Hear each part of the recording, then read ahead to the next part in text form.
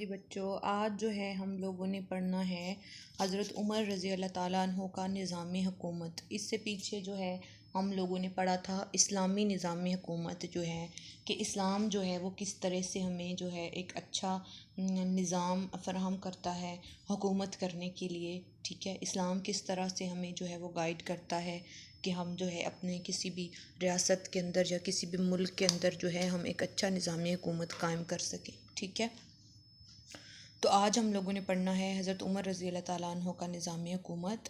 تو حضرت عمر رضی اللہ تعالیٰ عنہ جو ہیں وہ اسلامی انتظامیہ اور اسلامی ریاست کے حقیقی بانی تھے۔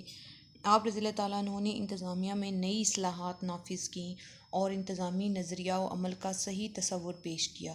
آپ رضی اللہ تعالیٰ عنہ نے انتظامیہ کو عوام کی خدمت کا لبادہ پہنایا، اور اس کے علاوہ جو ہے آپ نے جب کوئی گورنر یا سرکاری اہلکار مقرر کیا تو اس کی عوام کی خدمت کا درس دیا۔ آپ نے یہ ہمیشہ ہر جو ہے اہلکار کو یہی کہا کہ آپ نے اپنے آپ کو حاکم نہیں تصور کرنا، بلکہ آپ نے جو ہے خود کو قوم کا اور عوام کا جو ہے وہ غلام، اس کا خدمتگار جو ہے وہ تصور کرنا ہے۔ حضرت عمر رضی اللہ تعالیٰ عنہ نے حکومت پر جمہوریت کا صحیح رنگ چڑھایا، کیونکہ تمام حکومتی معاملات مجلس شورا میں زیر بحث آتے تھے اور متفقہ فیصلہ ہوتا تھا۔ آپ رضی اللہ عنہ ہمیشہ نیک، قابل اعتماد افراد کو مجلس شورا کے مشورے کے بعد عارضی طور پر انتظامی عہدوں پر مقرر فرماتے تھے۔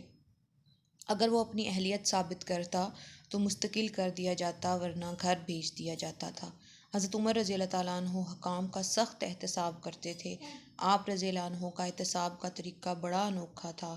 حج کے موقع پر تمام حکام کی حاضری ضروری ہوتی تھی۔ اگر عوام کو کسی کے خلاف کوئی شکایت ہوتی تو موقع پر ہی شکایت کا ازالہ کیا جاتا تھا۔ آپ رضی اللہ عنہ کے دور حکومت میں تمام شہریوں کو برابر کے حقوق حاصل تھے، اس لیے حضرت عمر رضی اللہ عنہ کا دور حکومت سنہری دور کہلاتا ہے۔ حضرت عمر رضی اللہ عنہ کے دور کے انتظامیہ کی خصوصیات کیا تھیں؟ سب سے پہلے آپ نے مجلس شورا کا قیام عمل میں لایا، اور اس کے دو حصے تھے۔ ایک مجلس شورا خاص کے نام سے جانی جاتی تھی اور دوسری مجلس شورا عام کے نام سے۔ مجلس شورا خاص جو ہے اس کے اندر کابینہ کے ارکان شامل تھے۔ مجلس شورا عام کے اندر جو ہے قبائل کے لیڈر اور عام آدمیوں پر مشتمل تھی۔ تمام فیصلے جو ہیں وہ مشوروں سے کیے جاتے تھے۔ ریاست کی انتظامیہ ڈویژن میں تقسیم۔ آپ نے تمام سلطنت اسلامیہ کو 14 صوبوں میں تقسیم کیا تھا۔ اس کے علاوہ صوبوں کو مزید پھر ضلعوں میں تقسیم کیا۔ اس طرح تمام ملک کو مختلف انتظامی اکائیوں پر تقسیم کیا گیا۔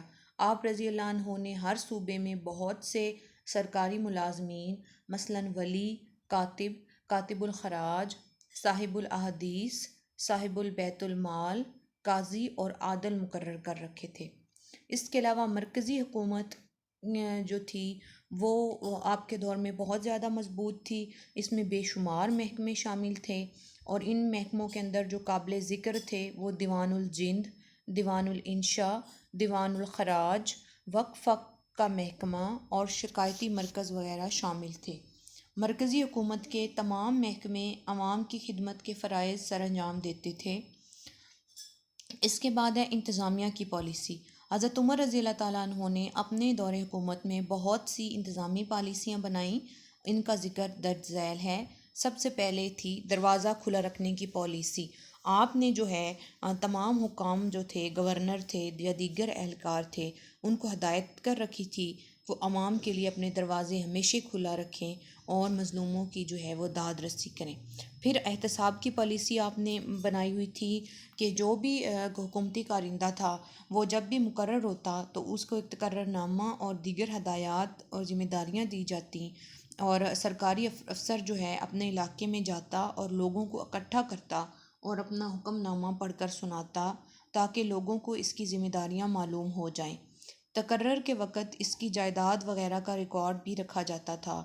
اس میں اضافے کی شکل میں مذکورہ عہدیدار کو اپنے عہدے سے ہاتھ دھونا پڑتا اور تمام جائیداد بحق سرکار ضبط کی جاتی۔ ہر کارندے کو یہ ہدایت کی جاتی تھی کہ نہ تو وہ گھوڑے پہ سوار ہوگا، نہ ہی عمدہ کپڑا پہنے گا، اور نہ ہی دروازے پر دربان بٹھائے گا۔ پھر زمین کے متعلق یہ پالیسی بنائی گئی کہ جاگیردانہ نظام کو مکمل طور پہ ختم کیا جائے اور زمین کو مزاروں میں تقسیم کر دیا گیا، نہریں کھدوائی گئیں، زمین کا سروے کروایا گیا اور سروے کے مطابق جو ہے ٹیکس کی رقم متعین کی گئی۔ پھر میرٹ کی پالیسی بنائی گئی کہ جو بھی شخص جو ہے وہ اہلیت رکھتا ہوگا میرٹ کے مطابق اسے ہی عہدے پہ مقرر کیا جائے گا، ٹھیک ہے، اور بغیر کسی سفارش اور رشوت کی بنا پر جو ہے کسی کو بھی کسی عہدے پر مقرر نہیں کیا جائے گا۔ مالی پالیسی جو تھی وہ 3 اصولوں کی بنیاد پر بنائی گئی تھی، مثلاً کہ اکٹھا کرو، صحیح خرچ کرو اور غلط خرچ کرنے سے روکو۔ آپ بیت المال کو عوام کی امانت سمجھتے تھے اور کہتے تھے کہ اگر خلیفہ امیر ہے تو اسے بیت المال سے کچھ نہیں چاہیے، اگر وہ غریب ہے تو گزارے کے مطابق لے گا، مثلاً روٹی کپڑا وغیرہ حکومت کی ذمہ داری تھی، اس لیے آپ نے درجوں کے حساب سے مستحقین کے وظائف مقرر کر رکھے تھے، لوگوں کو ہدایات دے رکھی تھی کہ اپنی بچت کو کسی نہ کسی کاروبار میں لگائیں تاکہ دولت چند ہاتھوں میں مرکوز نہ ہو جائے۔ اس طرح چند ایک نئے ٹیکس امیروں پر عائد کیے تھے تاکہ امیر اور غریب کا فرق ختم ہو سکے۔ پاکستان بھی ایک اسلامی فلاحی ریاست بننے کی راہ پر گامزن ہے اور اچھے نظامی حکومت کے لیے کوشاں ہے، اس لیے یہاں بھی ضرورت ہے کہ حضرت عمر رضی اللہ تعالیٰ عنہ کی انتظامی پالیسی، ایمانداری، لگن، کارکردگی، احتساب، دروازہ کھلا رکھنے کی پالیسی، میرٹ پالیسی اور مالی پالیسی کو اپنایا جائے۔ پاکستان کی افسر شاہی کو چاہیے کہ وہ حضرت عمر رضی اللہ تعالیٰ عنہ کی انتظامی فلاسفی کو سمجھیں اور عوام کی خدمت کا تہیہ کریں، تو ان میں اچھی انتظامیہ کے اوصاف پیدا ہو سکتے ہیں، ٹھیک ہے۔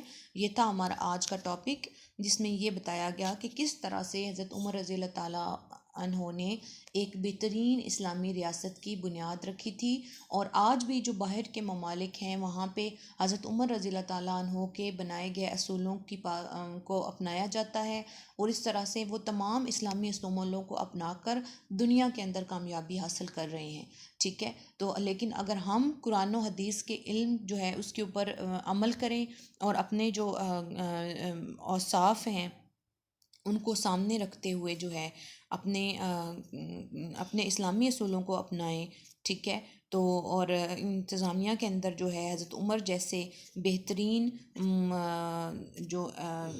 بہترین حاکم تھے، حکمران تھے ریاست کے، ان کے اصولوں کو اگر ہم سامنے رکھیں تو جو ہے اس طرح سے ہم ایک بہترین ریاست کا قیام عمل میں لا سکتے ہیں، ٹھیک ہے بچوں، اوکے، اللہ حافظ۔